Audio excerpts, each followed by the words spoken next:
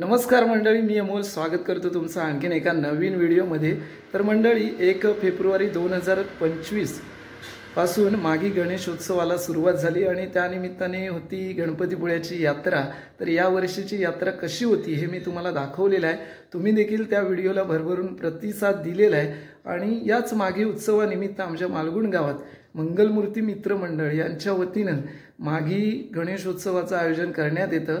तर त्यानिमित्ताने गणरायाची मूर्ती विराजमान केलेली आहे आणि आता मी चाललोय बाजारपेठेत। तर म्हटलं जाता जाता त्या गणपतीचं पण दर्शन घेऊया आणि तुम्हाला पण दर्शन घडवूया। आणि त्याचबरोबर आज आहे नमनाचा कार्यक्रम। तर ते नमन कुठचं असणार आहे आणि कसं असणार आहे हे देखील तुम्हाला मी या व्हिडिओच्या माध्यमातून दाखवणार आहे। तर आता निघालोय बाजारपेठेत। तर चला मंडळी जाऊया आणि गणपती बाप्पाचं दर्शन घेऊया, चला। तर मंडळी आपण पोहोचलोय गणपती जवळ आणि इकडे बघताय रस्त्याला दोन्ही साईडला लाइटिंग आहे आणि ते स्टेज आज नमनाचा कार्यक्रम आहे इथे। आणि आता आपण जाऊया गणपतीचं दर्शन घेऊया। आणि इथे आमचे जाधव काका आहेत गणपती जवळ।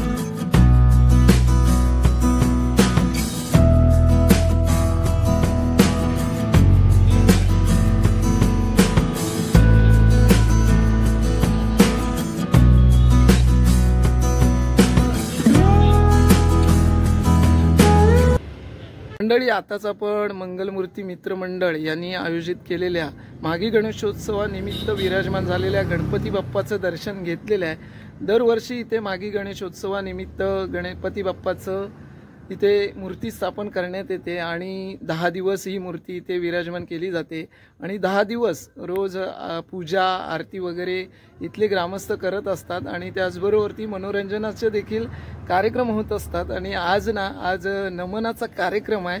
तर संगमेश्वर तालुक्यातील हरेकरवाडी तुरळ हरेकरवाडी इकडचं बहुरंगी नमन आहे। आणि तुरळ गाव म्हणजे कोणाचं गाव तुम्हाला माहिती असेल, कोकण संस्कृती फेमस यूट्यूबर आहेत संदेश दादा फडकले यांचं गाव आहे आणि त्यांच्या गावातलं नमन आज आमच्या गावात होणार आहे।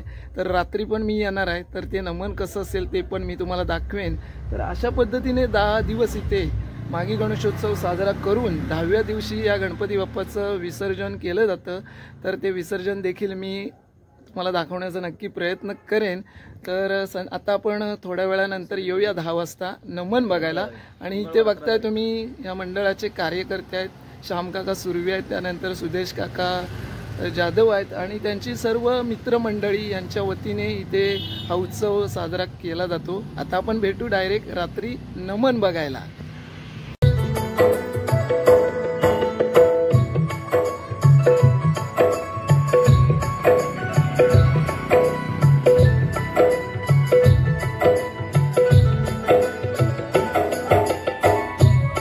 तर मंडळी आपण आलोय नमन बघायला आणि संगमेश्वरहून खास तुरळ गावाहून हरेकरवाडीचं नमन आज आपल्या मालगुण गावात होणार आहे। आणि सर्व कलाकार मंडळी इथं आलेली आहेत, तुम्ही बघताय तयारी चाललेली आहे सगळी नमनाची। आणि आपली ही कोकणची लोककला ही इथं सादर केली जाणार आहे।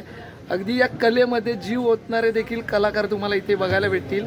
आता सर्वजण इथे तयारी करतायत, मी तुम्हाला दाखवतो कशा पद्धतीने त्यांची तयारी चालली आहे।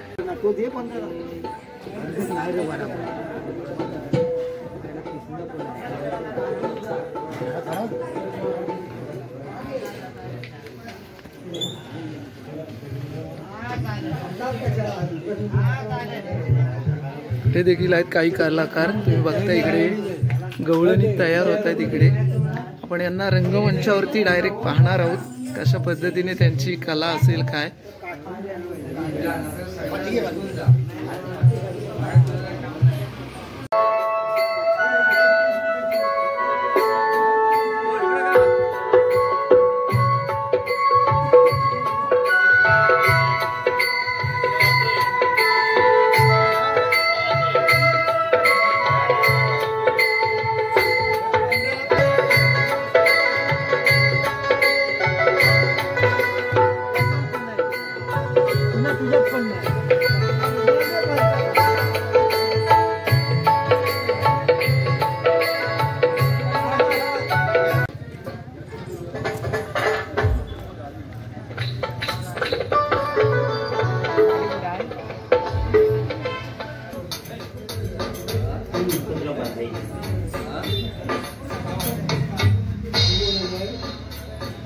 आपण या नमन कलाकारातील जे निर्माते आहेत त्यांच्याशी आपण संवाद साधणार. नाव कसं तुमचं? कृष्णा गुणाजी हरेकर. कधीपासून आपण ही कला जपताय? ही कला ही पिढ्यानपिढे म्हणजे जेव्हा सुरुवात झाली या नमन लोककलेला तिथपासून म्हणजे जवळजवळ मला वाटतं 150 वर्षाची परंपरा ही चालू आहे. आणि मालगुण गावात तुम्ही पहिल्यांदाच आलात की? हो, पहिल्यांदाच आलो मालगुण गावात. इथं आल्यानंतर म्हणजे आनंद वाटला की गणपतीपुळे आहे, त्याच्या शेजारी मालगुण गाव आहे आणि डेव्हलप झालेला गाव एक पाहायला मिळाला आणि आम्हाला समाधान वाटलं. तर आज तुमची आमच्या गावात पहिल्यांदाच कला सादर होते, म्हणजे कसं असणार आहे का तुमच्या एकंदरीत कार्यक्रमाचं स्वरूप काय असेल? नाही, तुम्ही जो ठेवलेला मागे उत्सव, गणपती उत्सव, मागे गणेश उत्सव, त्या कार्यक्रमानिमित्ताने या ठिकाणी आलो. हा 10 दिवसाचा मला वाटतं कार्यक्रम मागे उत्सव होतो. आमच्याकडे 1 जानेवारीला गणपती उत्सव झाला आमच्या गावामध्ये तुरळला, नॅशनल हायवे लगत आहे, तो झाला. आणि या ठिकाणी 10 दिवसाचा शहरामध्ये हे गणपती उत्सव सार्वजनिक होत असतात आणि तो आनंद पाहायला आज आम्हाला मिळाला. आमच्या कार्यक्रमाची म्हणजे सुरुवात वगनाट्य, गणनाट्य, वगनाट्य आणि गवळण असे कार्यक्रमाचे हा कार्यक्रम आम्ही 3 तासामध्ये कार्यक्रम करत असतो. कारण पूर्वी हा कार्यक्रम 5-7 तास उजडेपर्यंत चालायचा, परंतु आता बदलत्या काळानुसार हे कार्यक्रम आम्ही थोडक्यात आणि सुटसुटीत असा कार्यक्रम 3 तासामध्ये आम्ही. या वर्षातला नाही म्हटलं तर कितवा शो आहे तुमचा? नाही, आमचा 5वा शो आहे सुरुवातीला. पण मुलांच्या परीक्षा 10वी-12वीच्या परीक्षा असल्यामुळं आम्ही मुलांना त्या पिरियडला आम्ही कार्यक्रम करत नाही. कार्यक्रम त्या पिरियडला आम्ही करत नाही. मग मार्च, एप्रिल, मे हे 3 महिने आम्ही कंटिन्यू आमच्याकडे कार्यक्रम होतो असतो. तुमच्या कार्यक्रमाला आमच्याकडून शुभेच्छा. थँक्यू.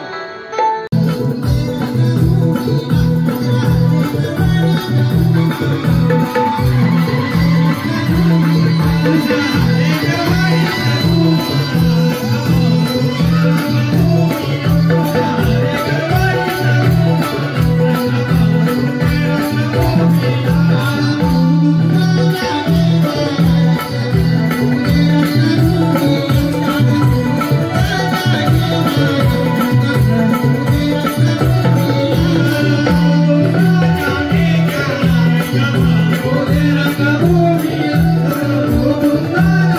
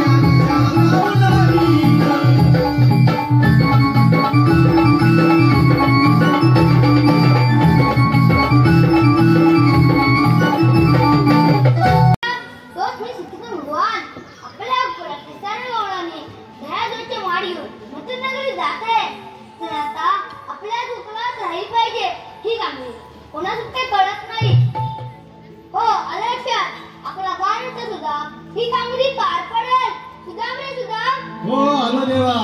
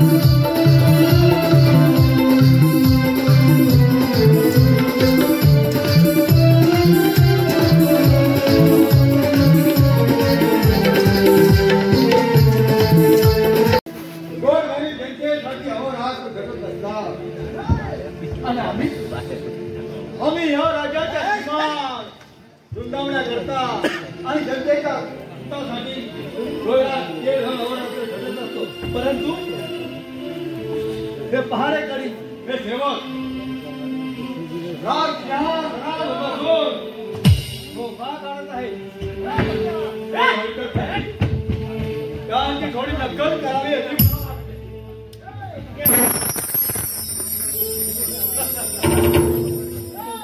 महाराजांच्या चरणी प्रणाम असो. आशीर्वाद असो महाराज. महाराज बोल बेटा.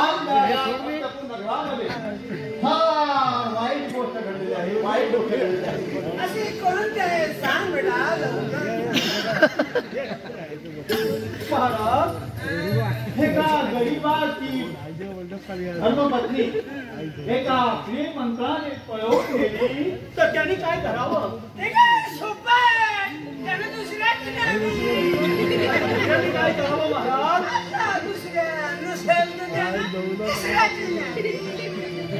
आणि तिसऱ्याने काय करावं महाराज.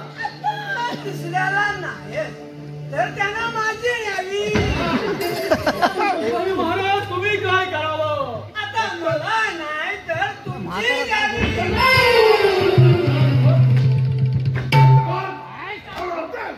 आवाज नाही रे.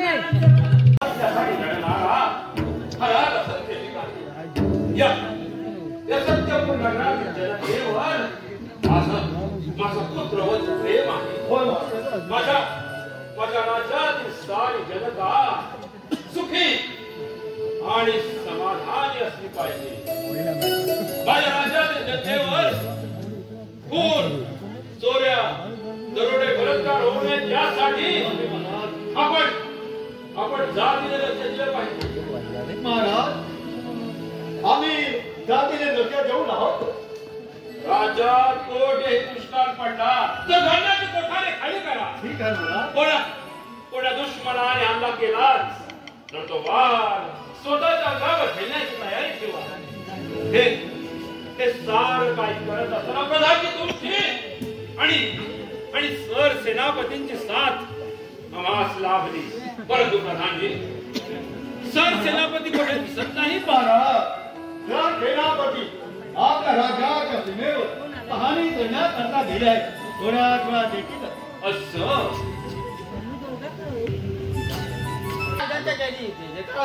आशीर्वाद असो सर सेनापती। बोला महाराज।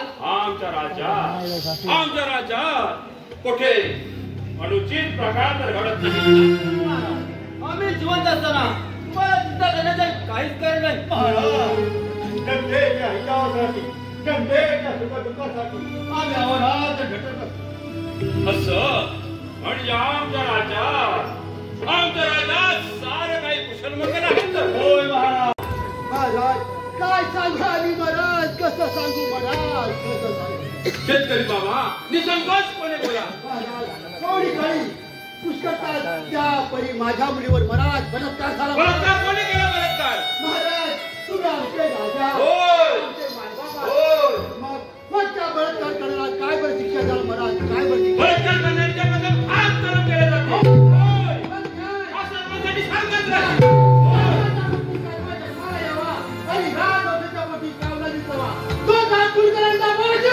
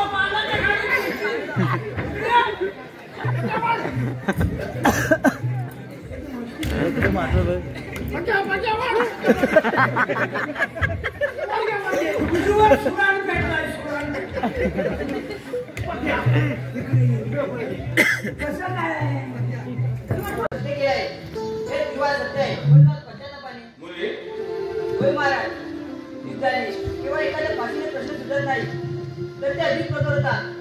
संपूर्ण जगाला सत्याच्या सत्तेचे नाही हे सत्यपूर्ण नदीचे राज्य हे शांततेचे प्रतिबिंबित जाते आणि ते यापुढे तसंच राहावे. बिनविधी विराजांना माफ केले. प्रथम युवराजांना वधस्तंभावर खाली उतरवा.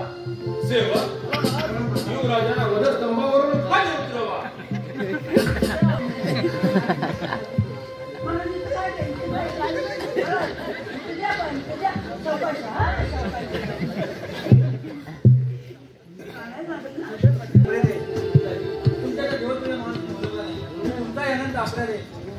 मला या जगात जगण्याला काहीच अधिकार नाही. राज्याचा आणि साऱ्या जनतेचा विचार मला स्फोट कमला अगं तुझ्यासारख्या कर्तव्य लक्ष मुली जोपर्यंत या माझ्या राज्यात आहे तोपर्यंत या सत्यपूर्ण नगरीचे राजवैभव अबाधित राहील. अगं लक्षात ठेव, हे राज्य किंवा हे राजपद तुम्हा प्रजाजनांचे आहे. आम्ही फक्त निमित्त मात्र आहोत. ही जनतेच्या नावावर सांभाळताना असुरी सत्तेच्या हिताच्या धर्माला राज्य करता शेवटी असा तळाला जातो आणि जो गोर गरीब जनतेची सेवा करतो तो अजिंक्य होतो. कमला, तुझ्यावर झालेल्या अन्यायाचे परिमार्जन तुम्हा दोघांच्या मिलनाने होणार आहे. या जवळ या, सुखाने राज्य करा, समाधानाने ओसांडून जा. आजपासून लोकशाहीचे कल्याणकारी राज्य उदयास येवो हीच या गणरायाच्या चरणी प्रार्थना.